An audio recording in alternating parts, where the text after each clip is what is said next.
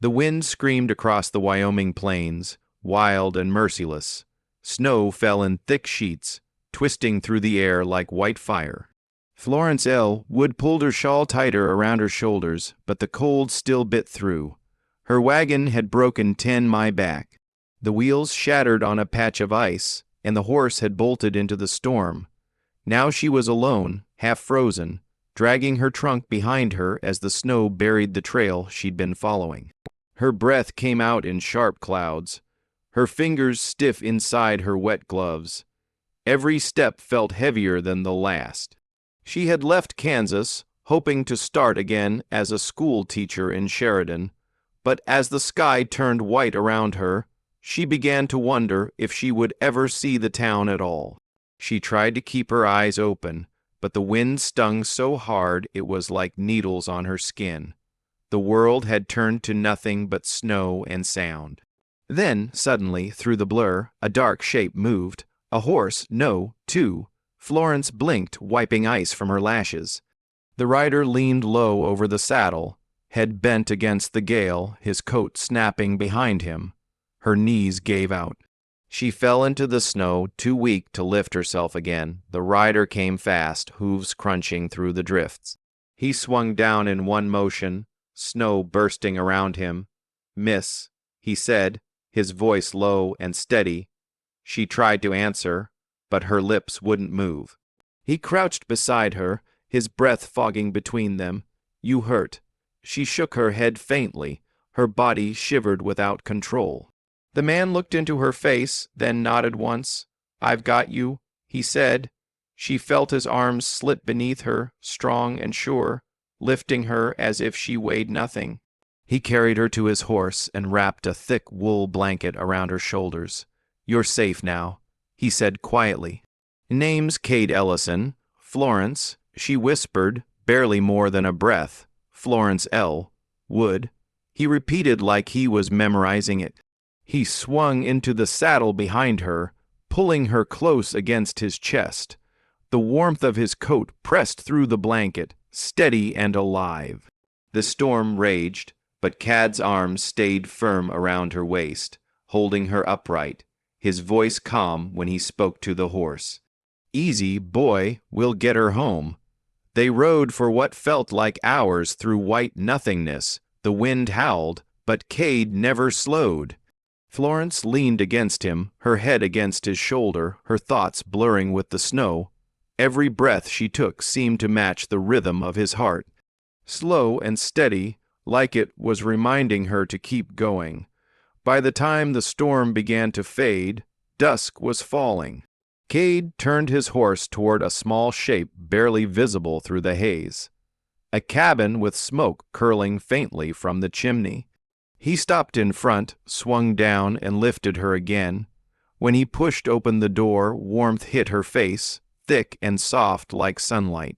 He set her on a chair by the fire and knelt beside her, his gloved hands careful as he pulled away the iced scarf from her face.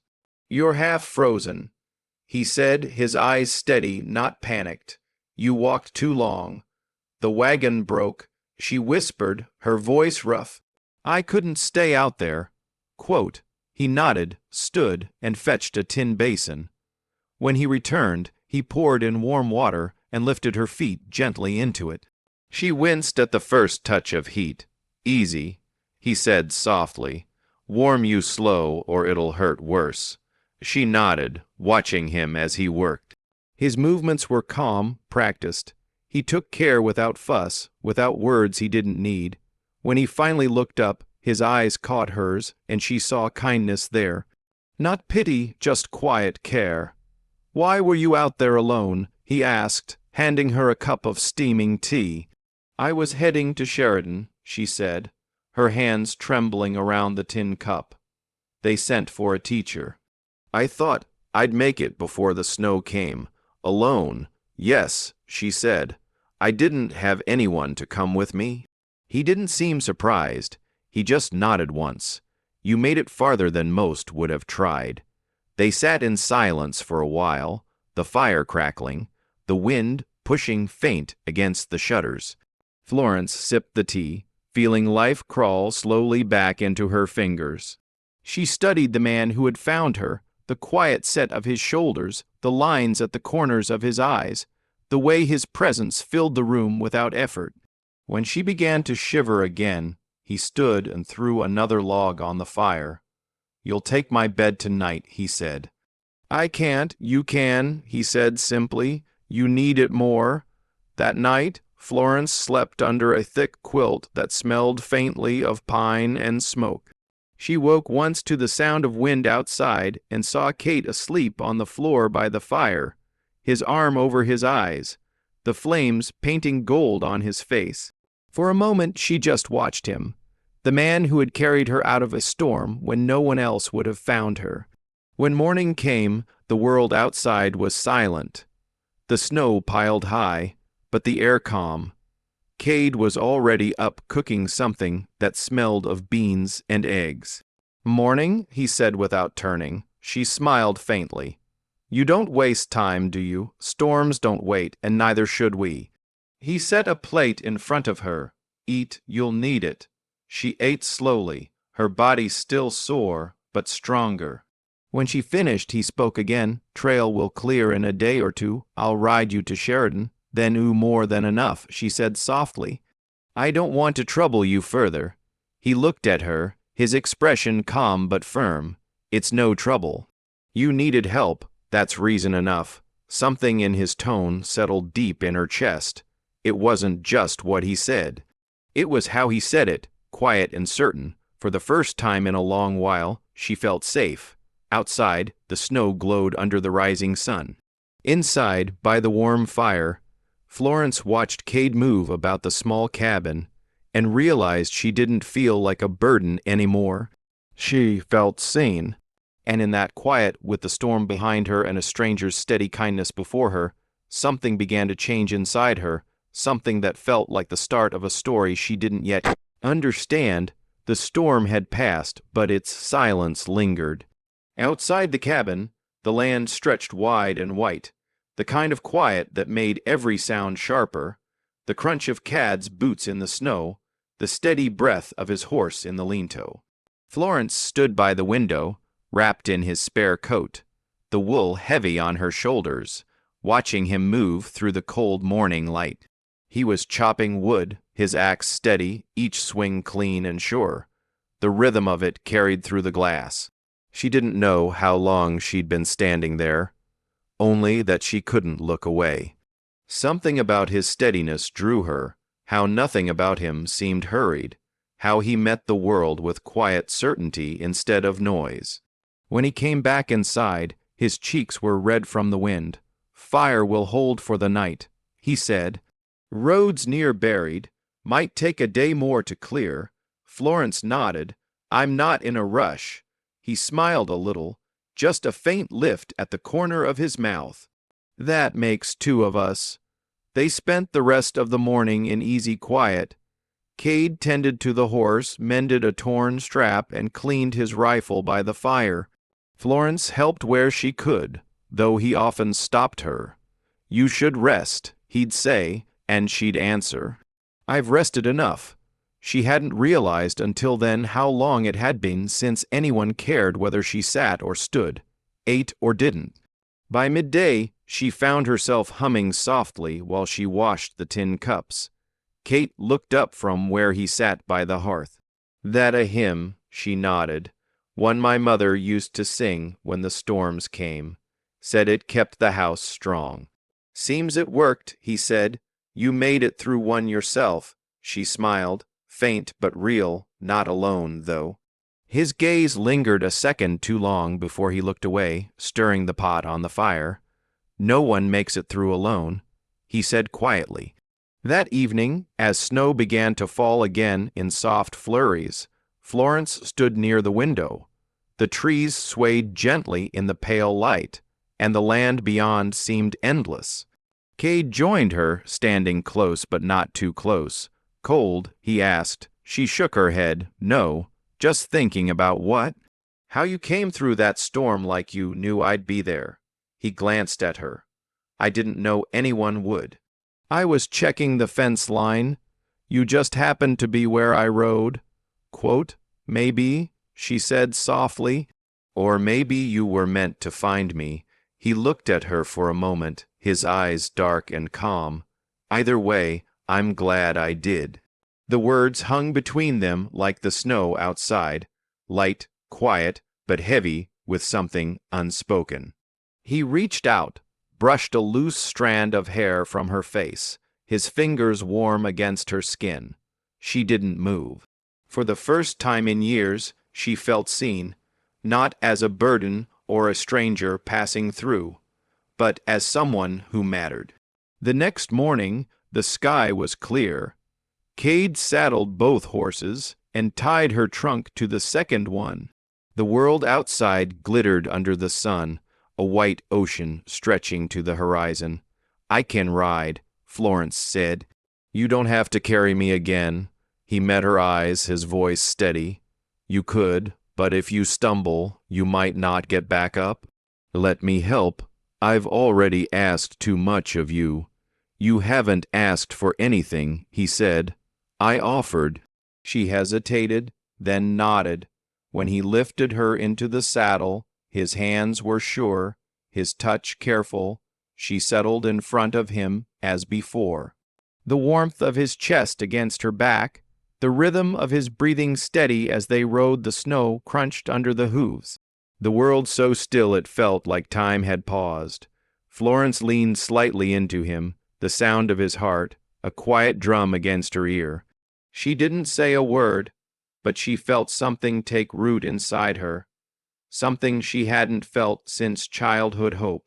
By afternoon, the rooftops of Sheridan came into view. Smoke rose from chimneys, and voices carried faintly through the cold air.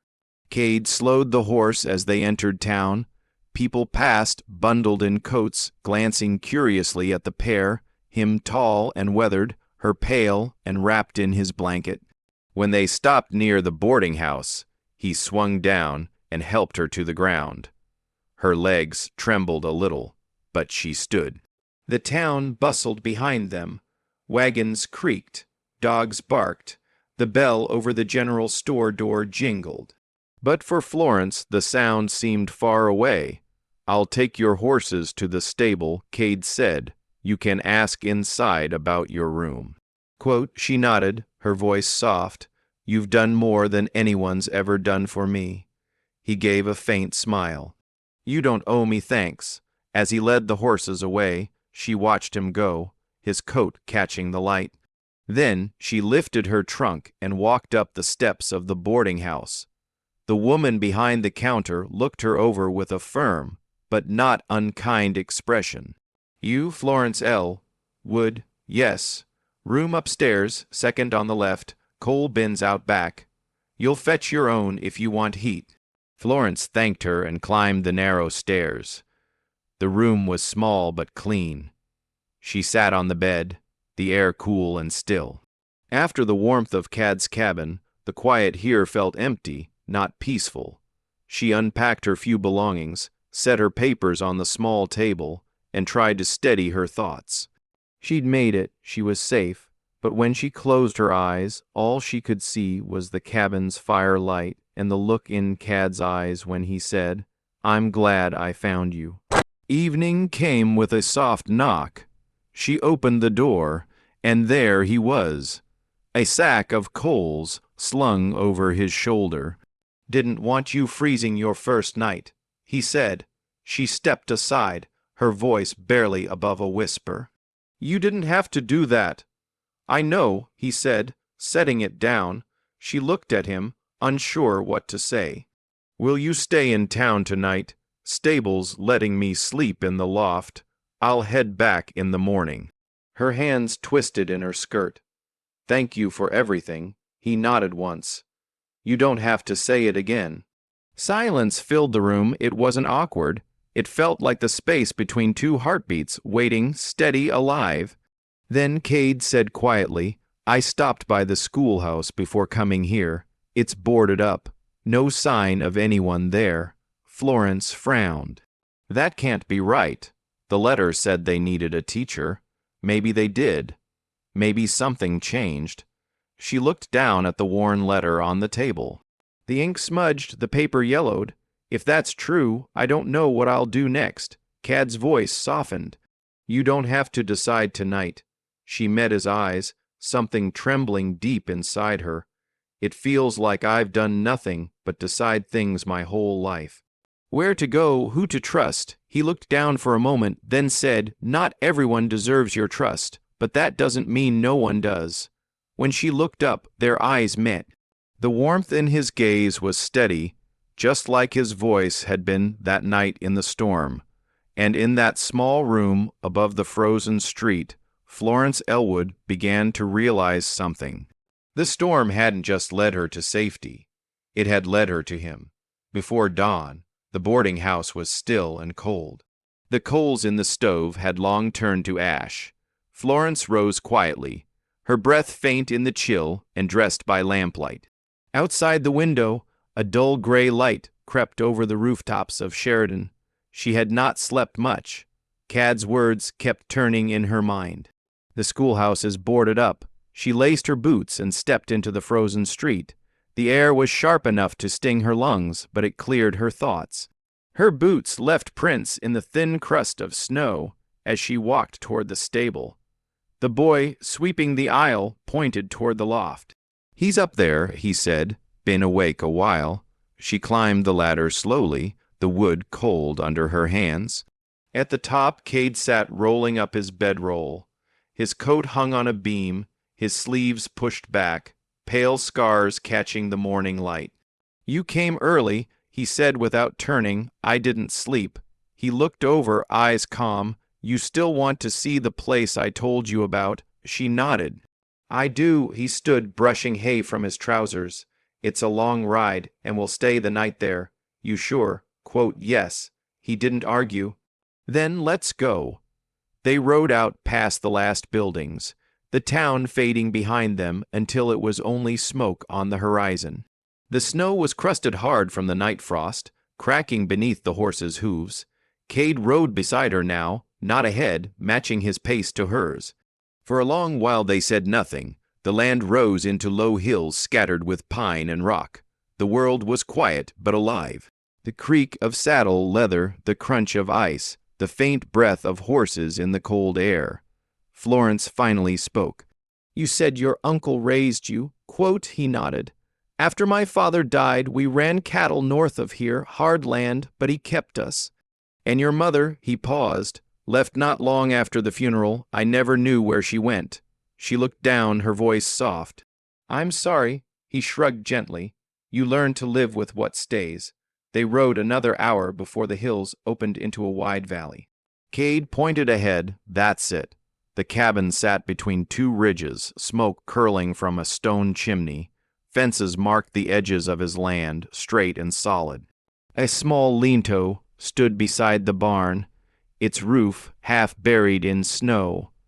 Florence felt something stir in her chest when she saw it. Not awe, but peace. It looks like it's meant to last, she said. Deliberate.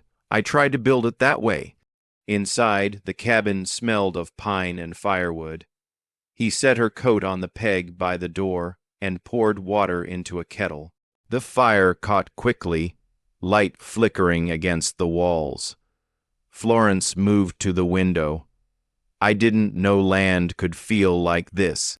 Like what? Like it's listening. He smiled faintly. That's why I stayed. There's no noise here that doesn't belong. They ate simple food. Stew warmed on the fire, and bread from a tin. Afterward, he took a folded paper from a drawer and set it on the table. I asked around before we left, he said. The man who sent that letter, the one who hired teachers, he passed away 2 months ago, fell from his horse out near the ridge. Florence unfolded the paper slowly. The handwriting was neat but faded. Her heart sank. Then there's no school waiting for me. No, Cade said. But there are children, not many, but enough who'd learn if someone taught them. 6 ranches between here and town, families who'd come if given reason. She looked up. You think I should stay? Quote, I think you already want to. She was silent a long moment and said, How would I manage? Books, slates, wages. I trade cattle twice a year. He said, I can set some aside enough to start. She stared at him. You do that for me. He met her eyes, voice calm. I do it because you belong here, because I want you to stay. Her breath caught. And what would that mean?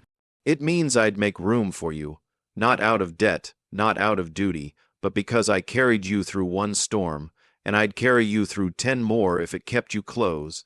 The fire cracked softly. Florence stepped closer, her hand trembling just enough for him to notice. I didn't expect to find this, she said. Neither did I. She reached for his hand. His fingers closed around hers, warm and steady. For the first time since Kansas, she felt the ground beneath her hold firm. Morning came bright and cold. Frost laced the windows, but the light spilling through was soft. Florence stood wrapped in a blanket, watching Cade move quietly around the room. He poured hot water into a cup and set it before her. What will you do now? He asked. She smiled faintly. Build something. Even if it starts small, you won't be alone this time. She met his eyes. And if someone asks what I am to you, he didn't hesitate. You're the woman who stayed. Later that day, they rode west to the Burkhead Ranch, where a widow kept 2 boys and a few milk cows. Alma Burkhead stood in the snow, hands on her hips, eyeing Florence with curiosity. I heard you came in on a storm, she said. Florence nodded. But I'm not leaving again. The older boy stepped forward. We don't have books. Florence smiled. I've got stories enough to start with.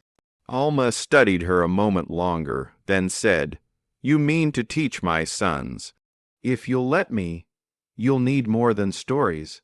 Alma said, But that's a good beginning. By sundown, 3 families had promised to send their children if Florence could find a place to gather them. Back at the cabin, Cade brought out a scrap of wood and charcoal. There's a clearing west of here, he said, flat and open. You could build there. With what? I've got leftover lumber from the old corral. The rest we can cut. She smiled. You'll help me. I'll help raise the beams, he said, but you'll build it. She nodded. Then I will. Weeks passed. The schoolhouse rose from the snow, one board at a time. The children helped haul stones for the hearth, laughing through their breathless work. Florence carved benches, each one rough but sturdy. Every day she and Cade worked side by side. Every night they sat on the porch as the stars came out, their hands often finding each other without a word. One evening, Cade brought her a small wrapped bundle. Inside was a simple gold band. I traded the mare I didn't need, he said, and a few salted hides. You don't have to wear it, but I'd like you to. Her voice was soft. Put it on me. He did, his hands steady. When he kissed her, it was gentle, certain, the kind of love born not from chance, but from choice. 3 days later, they were married beneath the unfinished rafters of the schoolhouse. The children brought flowers from the creek, and the neighbors stood smiling in the cold. Florence wore her best dress. Cade wore his cleanest shirt. They spoke simple vows and sealed them with hands that had already worked side by side through storm and sun. Years passed. The schoolhouse stood strong, the cabin never empty. Florence taught until her hair turned silver, and Cade kept the land steady beneath them. The wind still crossed plains, but it no longer sounded lonely. Each evening, when the light slanted through the cabin window, Florence sat beside Cade, their hands folded together, their hearts steady as the land they built upon. The storm had once tried to take her, but instead it had led her